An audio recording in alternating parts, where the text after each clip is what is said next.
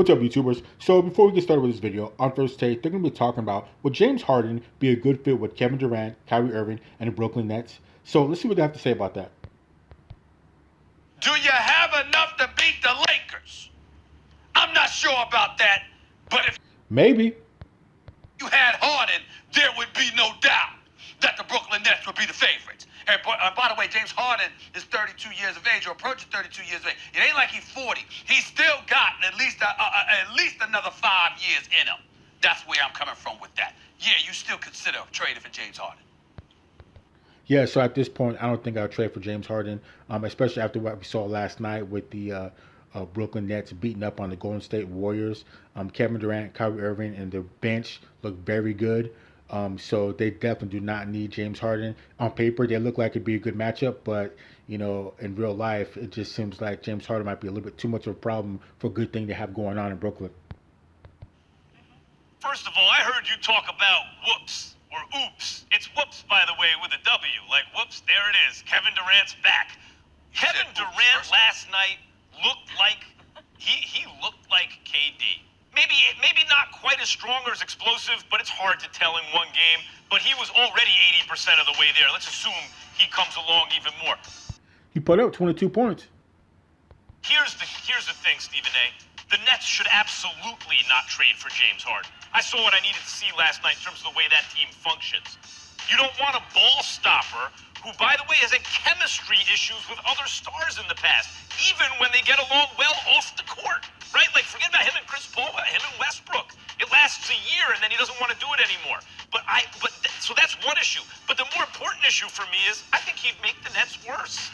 I mean, Harden is a great player. There's no two ways about it. What? But the way they look, KD, he'd make them worse. KD and Kyrie are working extremely well together. These are two guys who can do a lot of things, including really shoot the ball, right? So it's not like the freak or someone even like LeBron who can hit shots from certain spots, but is not really a pure shooter, where then you think, oh, we have to surround them with shooters. No, you don't. Not really. They're the shooters, right? So a guy like Dinwiddie can get minutes even if he can't really bomb from the outside. But Joe Harris can bomb from the outside. Karis LeVert can, right? You look around at the supporting cast of this team. Jared Allen is a really good player. Not a shooter, but a really good player. But that's the point. You can play multiple guys who don't shoot from the outside with KD and Kyrie and who do other things.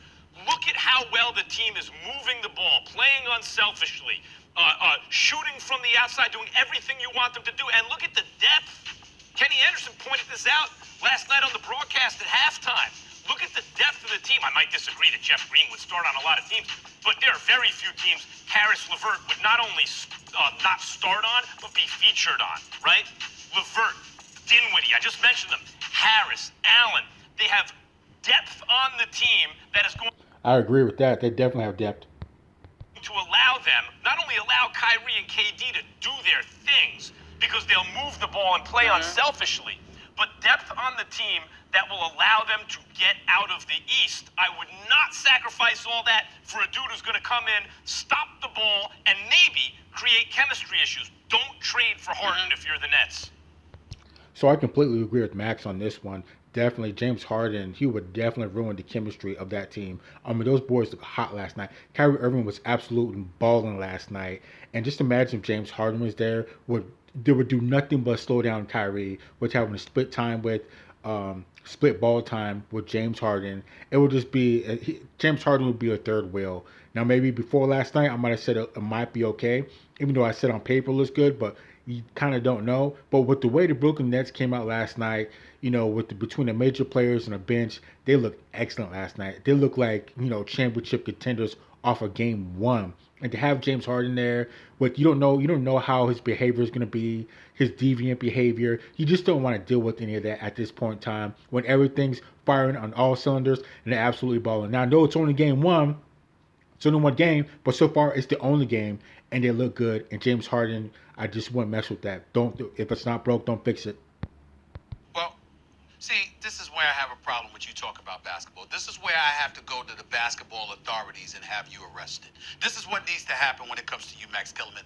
The Brooklyn Nets would be worse with James Harden. I understand the notion, okay, look at this team. Look at the depth that they have. Let's see how it works out. Don't touch it. I understand that thinking. Spencer Dinwiddie is no scrub. Karis LeVert is no scrub. Those brothers can ball. I got mad respect for them. I'm really good. I'm really high on DeAndre Jordan, despite the fact that he's older right now. Joe Harris, I'm very, very fond of. I can't say enough about Sean Marks and the job that he has done with this franchise. Especially, I love the fact that he picked up Jeff Green. I love Jeff Green on this squad because he's not just a good player, he's also a character guy. One of the best people in the world that you could possibly meet. I love Jeff Green. But let me tell you something right now, Max.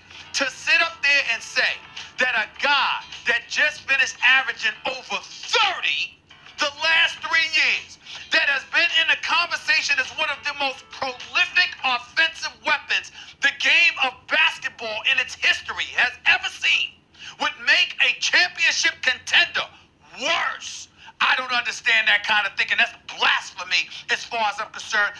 Keep in mind, Max, come playoff time, I've had to educate you about this before. I don't know how many times. Remember, you picked Milwaukee to beat Miami last year. I had to school you on that one. Remember, when it What about your picks last year, Stephen A? comes to playoff basketball and the game slows, and I'll hand this to you, Max. I'll hand this to you because I definitely want to get your response to this. When the game slows down, come playoff time, the game slows down. And as a result, you find yourself with coaches and teams being incredibly familiar with what you want to do. Max, it ain't about plays and it ain't about schemes. It's about three things: talent, conditioning, and at the end of the day, that dude that you can give the ball to and say, excuse me, I need you to take me to the promised land. KD, what makes him so sensational is the fact that he could go without touching the ball for 10 straight possessions. And then you could give him the ball to stop the bleeding in 2. And he'll just put it in the hole anytime you want to. You got to pay attention to that. James Harden does not make anybody worse. That's going overboard. Well.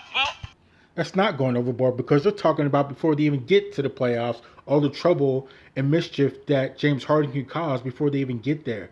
And also, you want to talk about the playoffs? Well, we know Kevin Durant's a champion. We know Kyrie Irving, he's a champion. But we don't. James Harden's definitely not a champion. As a matter of fact, when it counts the most, he chokes. So to bring up the playoffs, like James Harden's all of a sudden going to start balling with these guys and all that, he has a track record of choking in the playoffs. So that's not even a good talking point right there. And like I said, before they even get to that point, there's a lot of deviant behavior James Harden can be engaged in that could really mess up the chemistry of this team. And it's just not worth it. He's a great player, everything that goes along with that.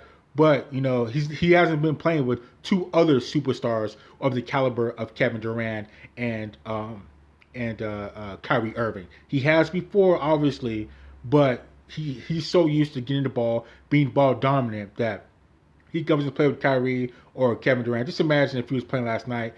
Kyrie Irving probably would have got, probably only had maybe half the points he might have had if he was sharing time with James Harden. And then you have to deal with him, James Harden pouting and all this other stuff. It's just not worth it at this point when a team is a solid, good team that looks like it could be a championship contender. If it's not broke, do not fix it. Well, yeah, you need players who can go get their own shot when it slows down, right? And when they wall up, when they pay extra defensive attention, when it requires the high basketball IQ. No doubt about it. They have 2 guys who can do that just about as well as anyone who ever lived, right? You have KD and Kyrie. You don't need another guy to do that on that level. You need other guys Exactly.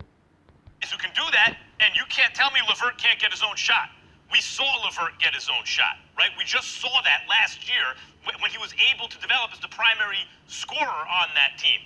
But we also saw last night he doesn't have to be. He can come off the bench. I think he can play next to those guys. He can get his shot off the dribble. He can shoot from the outside. He can score on all 3 levels. LeVert is the perfect third best scorer get to the on finals. a team like that. You don't need more than that. And by the way, LeVert doesn't need to. When he's at his best, he's not dribbling it 1,000 times like Harden. He sometimes has a tendency to do that. Not on this team, he won't be able to do that, right? So you have guys like... For clarity. I understand if it was Jeff Green and DeAndre Jordan, guys like that are available all the time in the offseason, and they're useful in certain situations. No doubt, I agree. But you know who you can't just pick up at any point? Who gives you a little premium over just an NBA starter? A guy like Dinwiddie. A guy like LeVert. At the position, a guy like Allen. Okay. The Nets have those guys, and they're perfect around these stars, Stephen A. What I saw last night, no one's stopping the Nets in the East. I would not mess that up if I were them. That's Exactly. I would not mess it up. Like I said, before last night, I might have said, you know what, you might want to take a chance because, that's a good chance of taking James Harden, Kevin Durant, and Kyrie Irving and that strong bench and having them run with that. But after what I saw last night, they do not need James Harden and his deviant behavior. There's just no way you want to bring that type of trash into your locker room and his pouting and everything that goes along with that. You just don't want that because I can see him and Kyrie bumping heads. And it's just real bad. Just keep it the way you have it. You're balling out of control. James Harden is great and all that, but his behavior is way too unpredictable. So let's continue. my point.